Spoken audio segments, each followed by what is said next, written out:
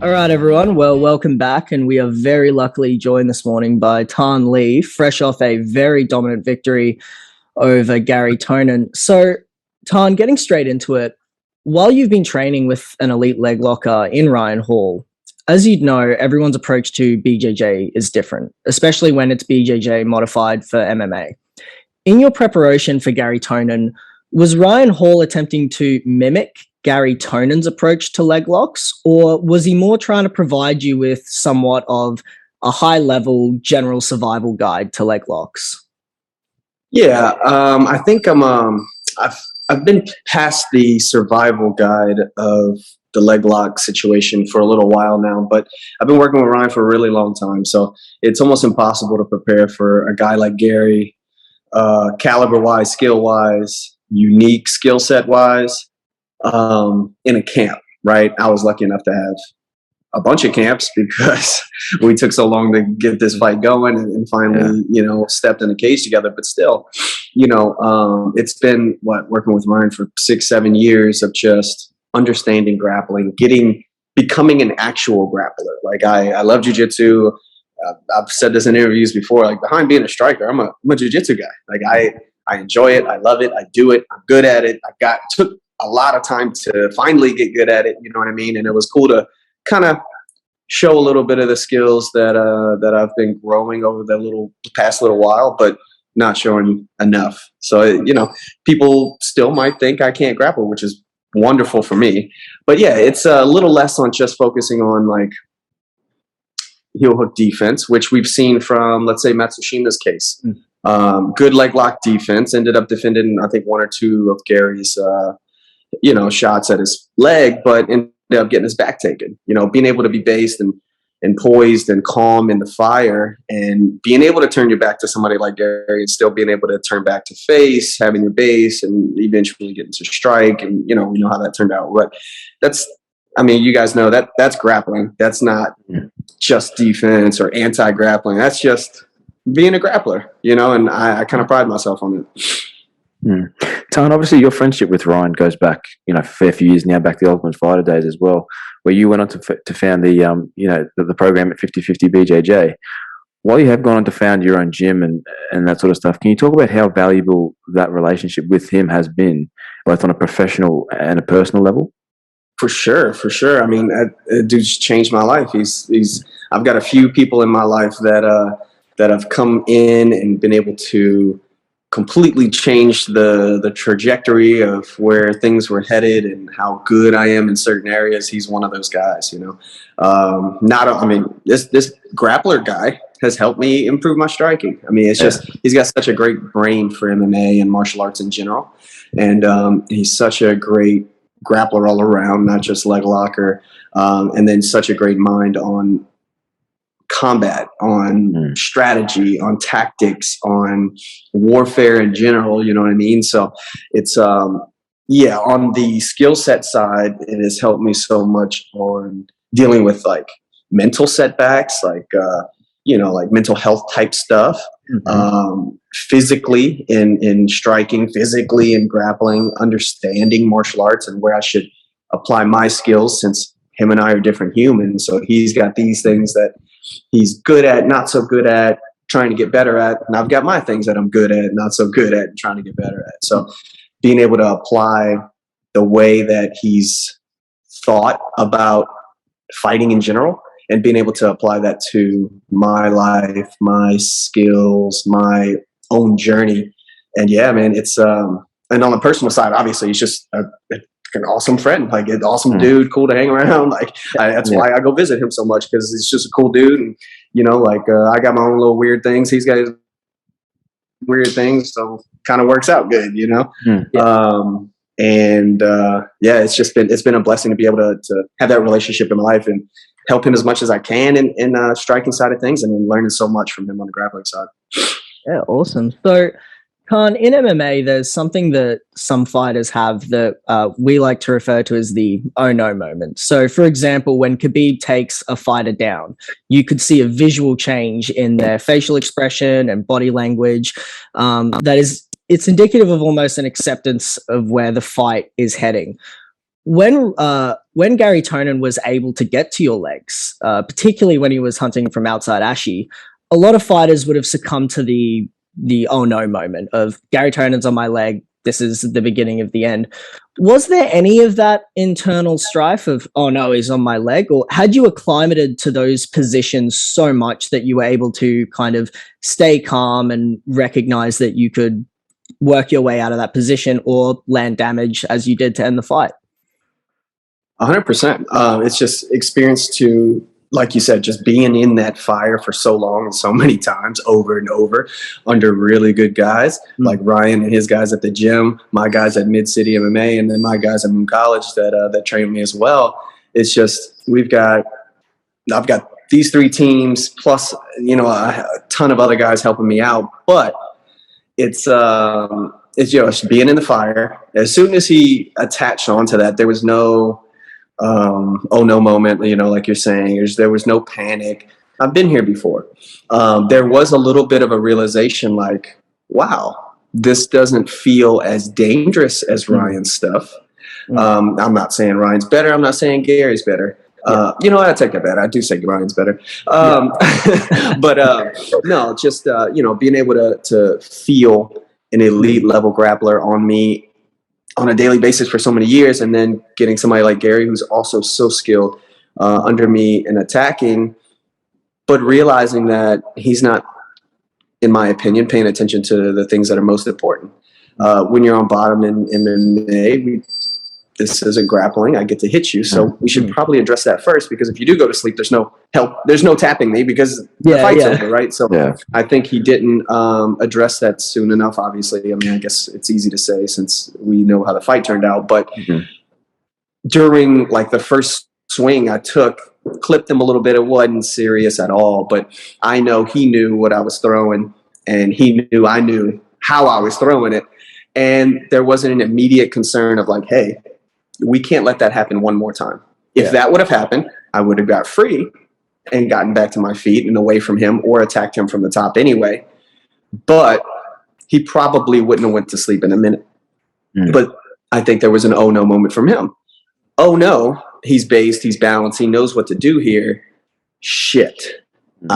This isn't going to go like it went before with these other guys. As soon as I get your leg, you panic, I tap you, it's over. Because I would have let him rip my leg completely off my body. I don't give a shit. Like this is way more important than a limb to me. You can take the leg home, but I'm still I'm fighting my way out of that. But it didn't get to that, and we ended up finishing the fight. But he should have had an oh no moment where like, okay, I'm off balancing him. He's staying pretty based, but he's still throwing these hammers. So I need to address that immediately, and that's something that Ryan has drove into my head, and that he does so well that I can't land one shot on that man when I'm trying to do ground and pound and grappling rounds, with him. But it's got me in such a good mode to attack and be balanced and based that good things happen. Tan, obviously another veteran of the fight game you've worked with is Kenny Florian, and was having not only a true veteran of the fight game, but someone who has worked in so many different roles across the sport. Did you find that really beneficial, not only for your technical development in the sport, but also your understanding of MMA as a whole? 100%. I unfortunately couldn't spend a ton of time with him during these last couple camps, but the time that I have spent with Kenny is just so valuable because of the understanding, the experience in there with elite level guys that are still fighting to this day. You know what I mean? Like, it's just such good experience that he does such a good job of communicating over as well. And, he's been a big part of Ryan's camps, a big part of my learning in my camps for fighting in general. And yeah, it's just so valuable to have somebody like that that's pretty much been through it all in fighting, the lows of lows and the highs of highs, and then fought in the center stage and the big lights and for title, all these different things. And it's awesome to be able to have a resource like that where I'm like, man, I don't really know what I should be doing here. Let's reach out to these guys. I've got this unlimited resources, these guys with brains that work way better in MMA than mine. So I get to steal from them a little bit. You know what I mean?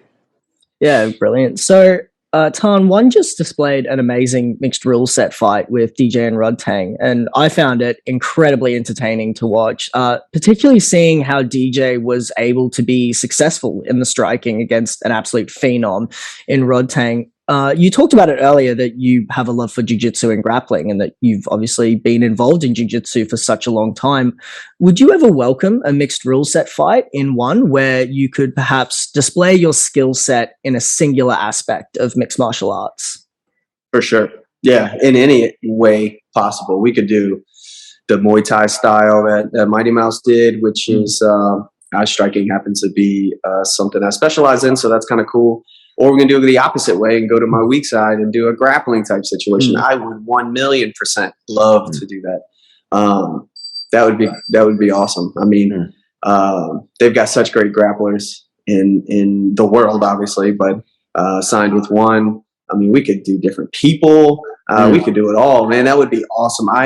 I'm here for big things like that. You know what I mean? Things that wake me up for camp, things that wake me up in the morning and get me out of the house to train harder than I've ever trained, tear my body up because that guy, on whatever date, you're not going to win this situation, right? So I think things like that, that's what makes life. That's what makes me enjoy what I do. It's what makes me love this sport and this art, martial arts in general. And yeah, that would be really cool. I would be 100% down for some stuff like that. Tan, switching gears a little bit, do you feel like the general audience of One Championship have maybe a greater appreciation for the martial arts side of MMA? Because obviously we see the theatrics and whatnot with UFC and the outside things, the entertainment, all that sort of stuff. Do you think One Championship does maybe the fans have a better appreciation for just that martial arts side? I don't know. I don't want to downplay the US fans and say that everybody just wants you to grab his dick and twist it. You know what I mean? but I'm exposed to the US side of things because there's such good marketing for the UFC here, and they're big fans of that. But they've got such good exposure that you get the hardcore martial artist, and you get the dudes that don't really give a shit about martial arts, but this is kind of cool. These two dudes are beating each other up. So I don't think that's fair to the US fan base to say something like that. But it seems like that from the outside because you have such a diverse, big group of people on the US side. And then you have, I think, a more centralized fan base in Asia, maybe exposed to the martial arts side of things a little more. Obviously, I'm not in every country, so I don't know. But like my dad, for example, grew up in Vietnam, but he taught for the state as like a recreational, how they have rec baseball and rec football teams in the US, they have rec taekwondo in Vietnam, but that's part of it's part of school. So that's a little more of everyday life. So I think they pay attention to that side of things a little more. But yeah, I mean, as like a zoomed out version of that, it does seem like that. But like I said, I don't think it's quite fair to kind of categorize it like that, because the US has some fucking awesome fans, man, that know what the hell's going on. They know every aspect of MMA. They're educated, intelligent people, and then you got the idiots. But you got the idiots everywhere, But I tell you what, you know what I mean. I tell you what, though, the Asian fans, the ones at least have gotten in contact with me or reach out for messages. I try to check them all, but you know how that goes. But intelligent, supportive, like, whether they're a fan of yours or not, like understanding that two men are in there trying to compete for the sake of martial arts and to feed their families. Like it's really cool to get that energy and vibe from those arenas and those messages and mail and everything that comes my way. So, different, but man, I love both groups. I swear to you, I love both groups. Yeah, for sure. So we often hear that fighting is mental. It's a very mental game. And so I just wanted to ask you, was not having the desired result in your first pro fight, was it a big mental setback for you? Or did you always have a sort of staunch internal self-belief that, you are going to be this, you are going to be successful in this sport, you are going to be a star? Or did you have to sort of overcome some of those mental hurdles early on in your career? Honestly, I think something like that first loss wasn't as big of a deal to me because I knew exactly what the issue was. I wasn't prepared properly for the 5-minute rounds. I blew my gas tank. Like, it was a kind of a simple answer in terms of things. But I tell you what, I'm gonna tell you a little story, and this is my old boxing coach, Coach B. Actually explained this to me about me. It's pretty funny. So he came to a rank test, a Taekwondo test, where little kids are breaking boards and shit. Yeah. And there's this one little girl, and she just kept trying, couldn't get it. And my dad would not let anything else happen throughout the day until she finished that. Like, again. You know, she's got little tears going down, but she wanted to do it. She didn't want it. It wasn't like she was crying to quit. She was crying because she wanted to be successful. Do it again. You know, and then he stepped in, held the board, gave her a little help. You know how that goes. Yeah. But to her, she tried it 4 million times and broke that fucking board, man. And I grew up with that as my dad. Like, that was everything. You can do it. You've just got to prepare the right way. You got to do it the right way to make sure you're doing things correctly. But you can do literally anything. Like, I believe that down to a cellular level. If it's not because of my physical attributes and somebody my general stature can do it, I can fucking do it. But that comes from little shit like that and growing up in that type of environment. And that's why I love martial arts. And that's why I think everybody should put their kids in martial arts one time or another. Yeah. Because it builds things like that. You know what I mean? And I don't walk around bullying kids and getting bullied for the same exact reasons, you know? And, so back to the question at hand, it builds that spirit, you know what I mean? And that's not Taekwondo. That's just martial arts in general, I think. And that can come from, you know, wrestling, that could come from football with the right coach. You know, you just see it a little less from things like that. But that's why martial arts is such a big piece. Is, man, that didn't shake me one bit. I fucked something up. I got to go fix it. Let's get back in there the next day, which I'm pretty sure fight was on a Saturday night. We were in there Sunday morning fixing the problems, man. Like, that's one thing that we're always on the route to do. If this is what you want to do, everything in life is about it. And you got to make sure you're headed in the right direction. And I think mentally I've been pretty strong in that type of aspect because I'm a little hard-headed and maybe a little like obsessive or whatever, but you know, it keeps you on the right path, I think, in my opinion, and it's helped. Tan, while your fighting career is exciting and electric, is, you know, something to watch is amazing for us. We wanted to ask you about, you know, your journey as a coach, you know, obviously both through 50-50 and through MidCity MMA.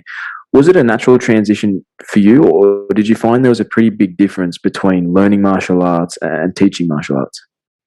So I think it helps. There's a few aspects that help. I definitely grew up, you know, like running classes at a Taekwondo gym at like 15 to 16 years old, you know, teaching kids and adults and all kinds of stuff. But as, you know, being confident in what you know and you understand about the sport, I think is a piece that is important. Again, reiterating to doing the martial arts, you know, and I think that's, you know, an important piece because you learn that type of confidence and you learn how to get that confidence by really knowing your stuff. And that, you know, that kind of goes through life everywhere. But another piece of that is, you know, being able to have friends and training partners and coaches that explain things well to you, use analogies in this way and that way to kind of help you understand things, physically move your body, show you, you know, like you have such a good circle around me that I learned from them how to teach others. You know what I mean? So I've always had a decent quote unquote teaching background because of Taekwondo and growing up in that world. And then going to move on to MMA, learning how people teach me things and how I learn well, and seeing how they teach other people. I've just been around great instructors. Ryan Hall's a phenomenal instructor. You ever hear him teach, or you ever seen any of his instructionals? Go by. Phenomenal. They're fucking awesome. But it's great. My coach at MidCity, Sean Gayton, my coach, my brother, Vin Lee, like those guys teach in different ways, but they communicate what's in here into your brain physically and mentally, understanding the concepts so well.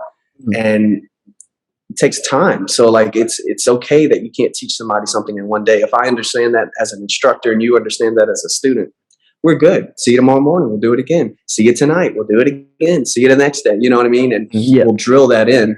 But that's always been a culture of like learning something and then teaching it to the next group of kids, in my case, for the Taekwondo school, or next group of fighters, in my case now as an adult, being like a veteran or whatever you want to call me. Yeah, definitely. Definitely.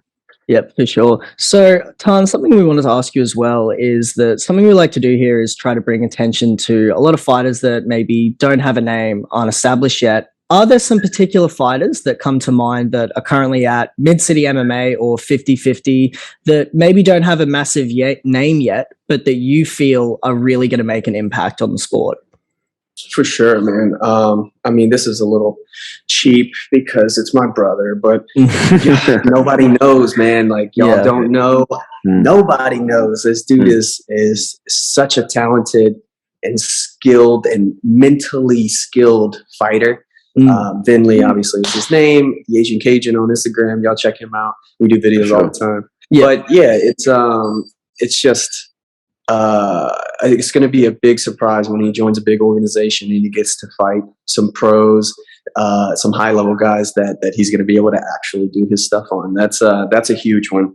And actually, a buddy of mine that started MMA with me the day we started, we went and watched a local fight with zero training, zero experience. We've done Taekwondo since we were kids, so that's cheating a little bit, but we saw it and we're like, man, let's try this out. So we signed up for a fight and ended up winning them. I don't know how, but ended up winning, and our careers have grown. But Carlos Vera out at 50-50, he teaches, he took over the striking program, teaches there now. He's a coach of the kids program. Like, he does so much over there, and learning from the team over there. And he's on right on the edge of a big break right now. So he's going to be doing some really, really big things. He's got a fight coming up in a couple of weeks. Check it out. It's on Fury. It's going to be a hell of a fight. Awesome. Love hearing that. Tan, look, man, last one from us.